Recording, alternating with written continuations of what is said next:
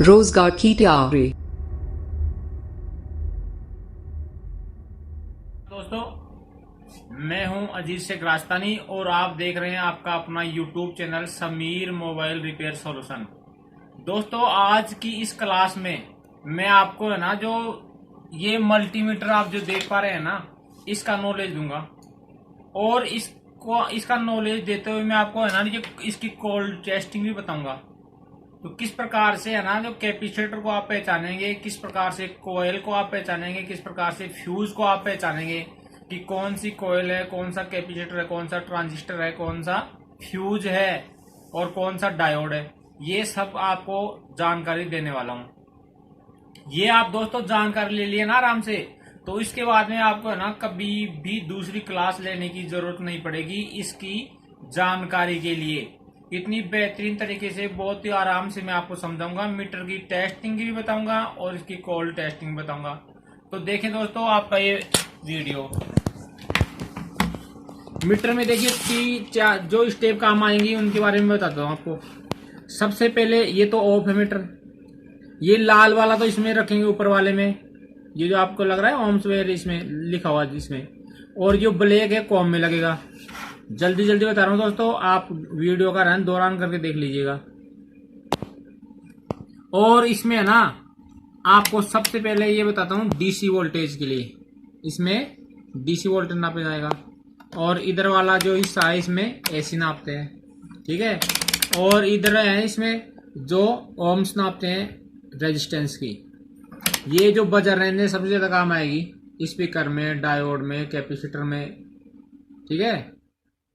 और ये जो है आपकी ये भी काम आएगी, जो आगे बताएंगे आपको, कोई आपके विशेष काम नहीं है ये ट्रांजिस्टर के लिए, लेकिन ट्रांजिस्टर भी आपको इसमें नापना बताएंगे। और ये है एम्पियर के लिए, और एम्पियर को बता देंगे अभी आपको। तो दोस्तों आपको बताता चलता हूं मैं टेस्टिंग के साथ साथ कि किस प्रकार से अपन इसकी टेस्टिंग करेंगे। सबसे पहले बताऊं दोस्तों, मैं एक बजर रेंज के बारे में बताता हूं आपको कि बजर रेंज सबसे ज्यादा काम कैसे आती है और किस प्रकार से इसका उपयोग अपन करते हैं। देखिए इसमें है ना मोबाइल में आपको बताऊं मैं कि डायोड कौन से होते हैं। डायोड देखिए दोस्तों, ये जो आपको दिख रहा है ये सब ब्लैक कलर का, जिसके दोनों साइड से हल्के पिने होती हैं, दिख रहा है। एक साइड से पिन, एक साइड से प्लेन होता है। और दूसरा डायोड होता है, देखिए इस सैमसंग के बोर्ड में बताता हूँ आपको, ये जो बैटरी कनेक्टर के पास में दिख रहा है आपको, दोनों साइड पिन है। जिसके ना दोनों साइड पिने होंगी ना, वो तो होगा रेक्टिफाइड डायोड। और जिसके एक साइड पिन और एक साइड प्लेन होता है, वो होता है आपका जेनर डायोड, या दोनों साइड से प्लेन भी हो सकता है, जेनर डायोड होगा। और तीसरा जो डायोड है वो है आपका ये जो एलईडी है ना, ये भी डायोड में आती है, ठीक है। अब मैं डायोड की टेस्टिंग बताता हूं आपको।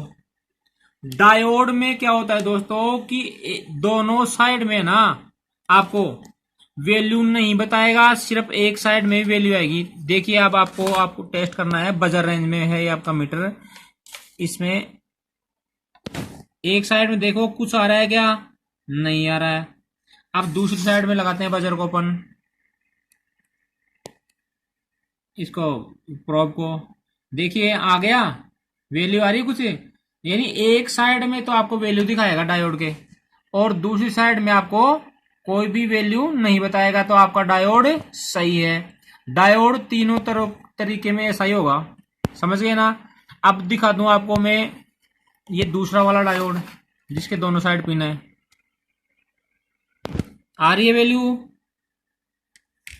अब दूसरी साइड लगाते हैं, नहीं आ रही वैल्यू, सही है। अब बताता हूँ आपको तीसरा तरह का डायोड, जो आपकी ये एलईडी लाइट है, ये भी एक डायोड ही होता है। जल रही है क्या दोस्तों, नहीं जल रही है, ऐसे लगा लेते हैं अब इसको।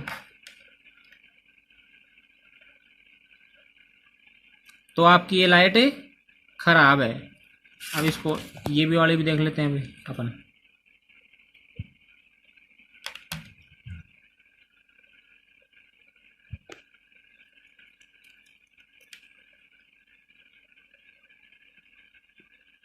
शायद ये भी खराब है। अब एक और बची है अपने पास, इसको भी चेक कर लेते हैं अपन।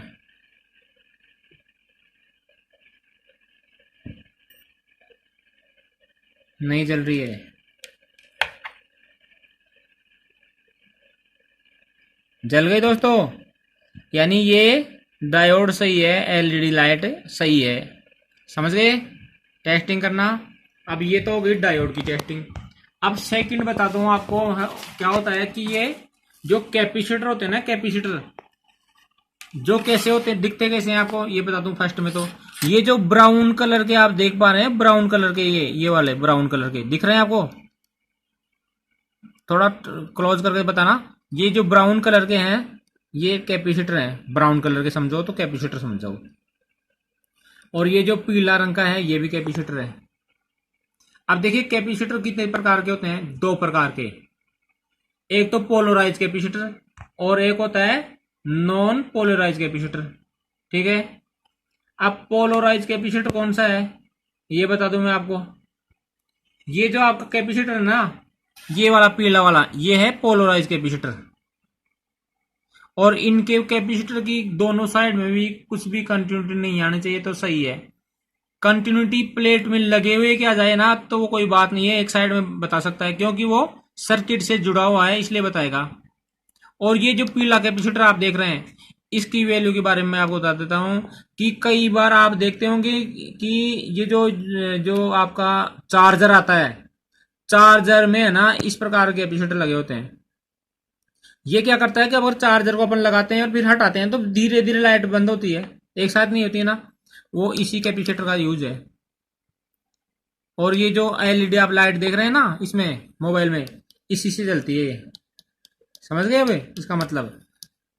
अब ये जो नॉन पोलराइज कैपेसिटर हैं, ये जो ब्राउन कलर के, इनकी वैल्यू बता देता हूं मैं आपको। वैल्यू दोनों साइड में नहीं आएगी, कुछ भी नहीं आएगा। ठीक है, तो आपका कैपेसिटर सही है। अगर आ जाती है दोनों साइड में वैल्यू या कंटिन्यूटी आ जाती है तो ये कैपेसिटर आपका खराब होगा। ये कैपेसिटर एक साइड से ग्राउंड होते हैं दोनों ही। ठीक है, माइनस वाले ये जो चारों तरफ आप देख रहा है ना, ये ग्राउंड है। तो एक साइड से तो होगा ग्राउंड ये, और एक साइड से इसमें वैल्यू आएगी, कंटिन्यूटी आनी चाहिए। अब बताऊं दोस्तों, एक साइड से ग्राउंड क्यों होते हैं ये। जब भी कभी अपने घरों में लाइट ज्यादा या कम आ जाती है तो उस पोजीशन में आईसी के उड़ने के चांस ज्यादा रहते हैं, इसीलिए इनको एक साइड में ग्राउंड किया हुआ रहता है। अगर लाइट ज्यादा आ जाती है तो ये कैपेसिटर अपने आप को जला लेते हैं और सर्किट को वहीं पर शॉर्ट कर देते हैं। उससे है ना, उसके बाद आईसी तक सर्किट की शॉर्टिंग नहीं जाती है और आईसी बच जाती है। और उस पोजीशन में अपन देखते हैं कि अधिकतर मोबाइल जब शॉर्ट होता है, क्लास में अपन ने पिछले बताया था पहले कि कैपेसिटर शॉर्ट होता है तो उसको हटा देना चाहिए, उससे शॉर्टिंग निकल जाती है और आपका मोबाइल भी बंद मोबाइल चालू हो जाता है। ये समझ गए कैपेसिटर के बारे में। अब बताता हूं आपको कोयल। कोयल किस प्रकार की होती है, जिसके दोनों साइड में कंटिन्यूटी आए। देखिए ये ग्रे कलर की जो आप देख पा रहे हैं, ग्रे कलर की ये कोयल होती हैं। दोनों साइड कंटिन्यूटी आनी चाहिए। देखिए मीटर में देख रहे हो 0 0 आ रहा है ना, तो इसका मतलब ये है सही है, कोयल सही है। आप दोस्तों इस वीडियो को है ना एक दो बार देख लेंगे ना तो आपको बेहद बेहतरीन तरीके से याद हो जाएगा ये। इसके बाद आपको कोई भी वीडियो देखने की जरूरत नहीं पड़ेगी दोस्तों। अब बता दूं आपको मैं ये फ्यूज के बारे में। अब ये फ्यूज कहाँ लगा हुआ था ये बता दूं। ये होता है दोस्तों जो आपका चार्जिंग का सर्किट होता है ना, सेक्टर, उसमें लगा हुआ था। अब फ्यूज की भी कंटिन्यूटी दोनों साइड में आनी चाहिए तो भी आपका फ्यूज सही है, और अगर नहीं आती है तो फ्यूज खराब है। देखिए आ रहा है 0 0 मीटर में तो आपका फ्यूज सही है। समझ गए। अगर इसमें 0 0 नहीं आता तो क्या करते हैं, आपको जंपर लगाना पड़ता है फ्यूज की जगह पर और आपकी कंटिन्यूटी चली जाती है, सप्लाई सुचारू रूप से चालू हो जाती है। ये आपका फ्यूज हो गया, कॉइल हो गई, कैपेसिटर हो गया, डायोड हो गया। अब बताऊं आपको ट्रांजिस्टर की। ट्रांजिस्टर को किस प्रकार से करते हैं। ट्रांजिस्टर जो 3 टांगों वाले होते हैं ना उनको ट्रांजिस्टर कहते हैं। आपको ये इस प्लेट में दिखाता हूँ, मोटा वाला ये देखिए दिख रहा है दोस्तों। ये क्या है? ट्रांजिस्टर। अब इसके एक इलेक्ट्रोड पर अपन 3 इलेक्ट्रोड होते हैं, 1 2 3, ठीक है। एक इलेक्ट्रोड पर इसको ये मीटर की प्रोब को रखने के बाद दूसरे इलेक्ट्रोड पर लगाने पर देखिए कुछ आ रहा है क्या? नहीं आ रहा है। कुछ आ रहा है क्या? नहीं आ रहा है। तो ये ट्रांजिस्टर आपका खराब भी हो सकता है। दोबारा से कर लेते हैं इसको एक बार। आ रहा है? वैल्यू आ रही ना? और इसमें भी वैल्यू आ रही, तो ये ट्रांजिस्टर आपका सही है। अभी भी क्या बताया था? एक इलेक्ट्रोड कौन सा भी हो सकता है वो। ट्रांजिस्टर दो तरीके के होते हैं, पीएनपी और एनपीएन। पॉजिटिव नेगेटिव पॉजिटिव और नेगेटिव नेगेटिव पॉजिटिव और नेगेटिव, दो प्रकार के होते हैं। तो ये कौन सा है? Positive negative positive. देखिए आ रहा है, सब वैल्यू आ रही है, इधर भी कंटिन्यूटी आ रही है, तो इसका मतलब ये ट्रांजिस्टर आपका सही है। अगर नहीं आती है ना एक साइड में भी, तो ट्रांजिस्टर ये आपका खराब होता। ट्रांजिस्टर का समझ गए दोस्तों मतलब। अब बताता हूं दोस्तों रेजिस्टेंस के बारे में। रेजिस्टेंस को कौन से सिरे पर रखेंगे आपको याद है? ये आ जाओ इसमें, ये रेजिस्टेंस के लिए ही है सारा। ये जो लिख रहा है निशान ओम्स वाला, ये इस पे 20 पर चेक कर लेते हैं, कोई अच्छी रेजिस्टेंस की, बड़ी रेजिस्टेंस पर। अब आपको बताऊं मैं,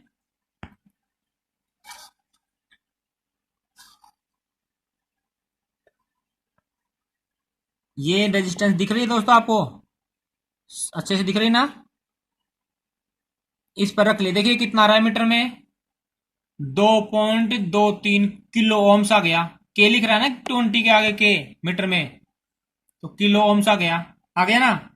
अब देखिए ये जो रेजिस्टेंस कैसी होती है, देखिए ये ब्लैक कलर की आती है दोस्तों। दोनों साइड तो सप्लाई बनी होती है इनके हैं, और ब्लैक कलर की होती है, काले रंग की। दिख गई है ना? तो हाँ सही दिख रहा है। ये ब्लैक कलर की चपटी होती है ना, उनको रेजिस्टेंस बोला जाता है। अब बताता हूं आपको दोस्तों स्पीकर के बारे में। ये बताऊं दोस्तों, ये रहा स्पीकर एक सैमसंग का। स्पीकर को भी इसी बजर रेंज पर नापते हैं अपन। अब स्पीकर के दोनों सिरों पर अपन रखेंगे प्रोब को, दोनों सिरे। देखिए क्यू कंटिन्यूटी आनी चाहिए 0 0, तो इसका मतलब क्या है कि आपका स्पीकर सही है। और रिंगर में भी ऐसा ही होगा, जिससे घंटी बजती है ना दोस्तों, उसमें भी ऐसा ही होगा। अब बता दूं माइक के बारे में। माइक को कैसे नापते हैं?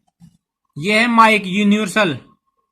इसमें है ना एक सिरे, एक साइड में तो वैल्यू आनी चाहिए और एक साइड में नहीं आनी चाहिए। देखिए आ रही है वैल्यू? नहीं आ रही है।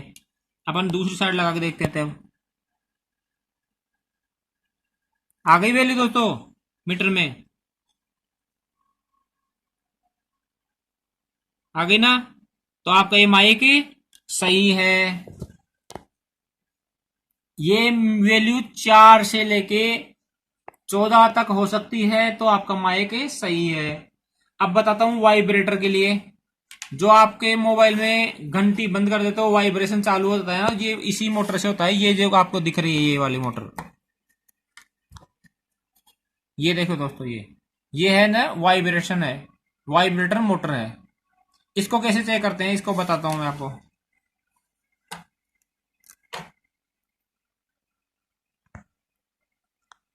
ये देखिए दोस्तों, ये लग गई आपकी मोटर।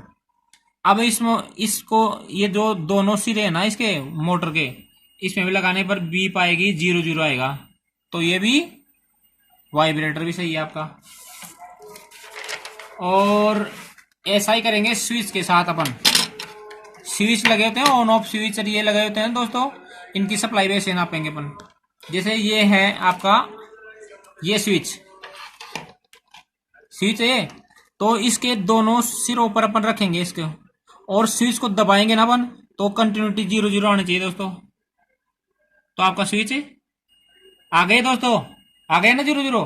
तो ये स्विच आपका सही है। ये मोबाइलों में स्विच लगते हैं ना, ऑन ऑफ स्विच है, वॉल्यूम स्विच है, और जैसे कीपैड वाले में ये स्विच आते हैं, ये वाला। एक तो ग्राउंड होता है, 0 0 आ रहा है, एक प्लस से आएगा। इस पर जो टिकड़ी लगी हुई होती है, उसको दबाने पर दोनों शॉर्ट हो जाते हैं और आपका मोबाइल चालू हो जाता है। ठीक है, समझ रहे हो। और अब एक होता है एक्सटर्नल एंटीना। एंटीना को भी किस प्रकार से कर सकते हैं अपन, देखिए ये जो है आपका, इसमें भी बी पानी चाहिए पूरे में। ये देखो दोस्तों, मीटर में देखो आप, आ रही है, तो ये आपका एंटीना भी सही है। ये आपको दोस्तों मैंने बताया आज ये मीटर की स्टेप के बारे में, कौन कौन से स्टेप में आपको ये जो काम आने वाली चीजें हैं।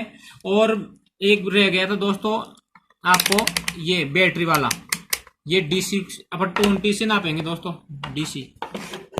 अभी देखिए, प्लस को तो लाल और काला माइनस में रखेंगे। देखिए कितना आ रहा है, 3.2 वोल्टेज आ रहा है दोस्तों। तो आपकी बैटरी में कितना वोल्टेज है, 3.2। इसको किस कहाँ रखेंगे, 20 पर। अपन अब एसी को भी चेक कर लेते हैं, आपको घरों में जो लाइट आती है ना, इसको भी चेक कर लेते हैं कितनी लाइट। देखिए अब अपने घर में कितनी लाइट आ रही है भाई आज, इसको देख लेते हैं अपन।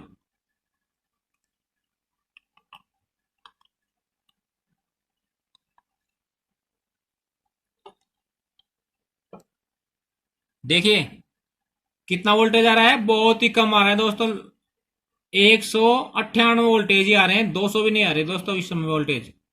अब आप देख पा रहे हो कितनी धीरे धीरे चल रहे होंगे अपने इंस्ट्रूमेंट जो घरों के हैं, पंखे वगैरह। आ रहा है दोस्तों, समझ गए हैं। ये 750 पे रखना है इसको, वोल्टेज को आपको, क्योंकि 200 से, अगर इससे ये 200 भी चेक हो जाता, क्योंकि 200 से कम है ना, इससे चेक हो जाता, लेकिन अपन को 750 पे रखना है। कभी कभार क्या होता है 250 वोल्टेज भी आता है, 240 भी आते हैं, 220 भी आते हैं। ठीक है, अब ये मैंने ये टेस्टिंग बता दी आपको, है ना दोस्तों। इस टेस्टिंग को है ना दोहराना है दोस्तों, बहुत ही 2-3 बार, जिससे आपको है ना अच्छे से याद हो जाए ये, और आपको है ना कभी भी अटकना नहीं पड़े। तो दोस्तों मैं आपसे एक ही विनती करता हूं कि चैनल को सब्सक्राइब करें और बेल आइकन को दबाएं दोस्तों, जिससे अपना आने वाला जो वीडियो है ना आपको मिलता रहे। और जो आपको है ना ये लेटेस्ट नए नए तरीके से मैं आपको रिपेयरिंग करना बताऊंगा, ऐसे तरीके बताऊंगा आपको दोस्तों, जो आप महसूस करेंगे कि यार इतने आसान तरीके से ये सब कुछ कैसे हो सकता है। आपको मोबाइल का अगर आपका हैंग हो रहा है ना, तो बिना ही पैसे में आप घर बैठे हैंग को भी सही कर लोगे दोस्तों। नेक्स्ट वीडियो में बताऊंगा, एक 5 मिनट का शॉर्ट वीडियो दूंगा मैं, उसमें वो सब कुछ बताऊंगा कि एंड्रॉइड मोबाइल हैंग हो जाता है तो उसको किस प्रकार से अपन सही कर लेते हैं कमांड के माध्यम से। तो ये रिपेयरिंग का जो मैं कोर्स चला रहा हूं दोस्तों, इसको है ना आप बहुत ही ज्यादा ज्यादा से ज्यादा देखें, जिससे है ना आपको बहुत ही बड़ा लाभ होने वाला है दोस्तों, और आने वाले समय में आप एक बेहतरीन आपका भविष्य बना सकते हैं। तो जय हिंद दोस्तों, धन्यवाद।